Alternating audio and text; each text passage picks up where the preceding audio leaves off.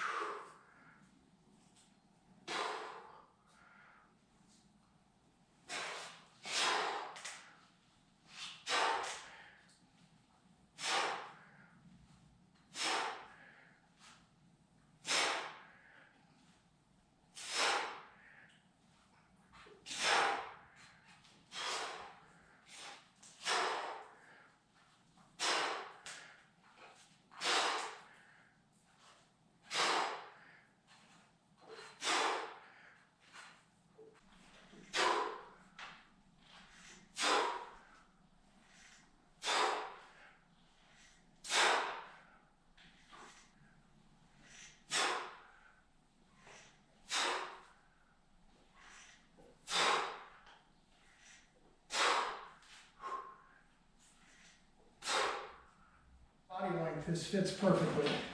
Feet up on the pegs, where I've put them.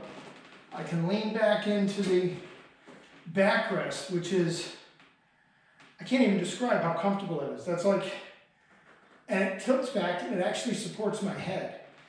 So I've gone a couple of miles, literally in this position, with the cruise control on, 85. That's how comfortable. You show me another bike, anywhere, that you can enjoy that riding position, literally like this if you want to. That's exactly how I've gone. Just like this, going down the freeway, just taking it easy, or like this. You know, look ahead, make sure everything's good, look up. Take a load off while you're riding. Another one I do is I get up on these passenger pegs. So I'm in a normal riding position, right? And then I move back to the passenger seat and get on these passenger pegs. Do something like this. On a long trip, I can do like this. Or I can put on the cruise control and just do like this, and I've done that. Very good way to break up the riding, where it's almost like you've gotten off the bike. The only thing you have to be careful here is when you put your feet down, because if you try to just do it from memory, there's a big gap here. You could put your foot all the way to the ground. So you just gotta make sure you get your feet on one of the footboards, slide yourself in, go to the other footboard. So both of those are pretty on the far side of the spectrum. Seating arrangement. Then this is just normal seating arrangement, right? And then seating with feet on the pegs.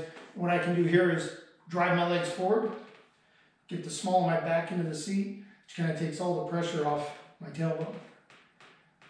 Again, allows just for... When you have a Burmese that was a hatchling, a year and 3 months later, that's pretty much what he's eating there, these 1-pounders. These are plus 1-pounder rats. He's got 5 left. And there's my foot, there's the rat. So the rat's about the size of a human foot.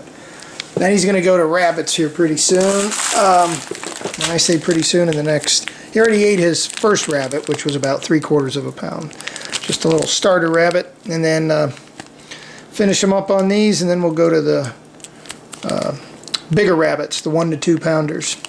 So still feeding them about every 5 to 6 days. That's the average cycle, 5 and 6. Depends how big a meal I gave them, whether I go 5 or 6. So something like this, then I'll go 6. Again, once he eats this, you can't even see it. He could probably eat 4 of these or more. You wouldn't even see him in them. All right, the weightlifting side of the Serco home gym.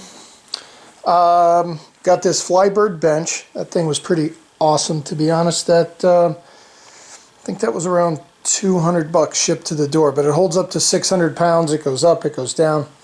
Perfect for what I'm doing, just like the benches you see at the gym, so that worked out well.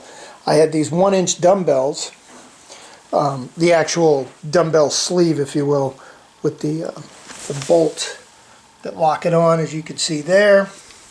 The hard part was getting the plates. I had some plates, but not a lot. And they went up to over $2 a pound since the whole virus thing. You still can't find plates. I would go into Dick's 2-3 days a week. Right when they opened, if I found them, they'd only let you buy 2. The mountain bikes for the cardio. And this puppy has gone 5,700 miles in the last 12 months. So been getting good use out of that. That's his humidity control device.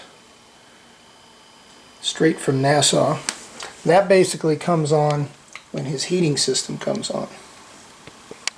That works out pretty good. That heating system, it's a 250 watt kind of a desktop heater, which is nice. The air's hot enough that it makes it warm in there, but not too hot. And then this thermo controller works awesome down to the 1/10 of a degree.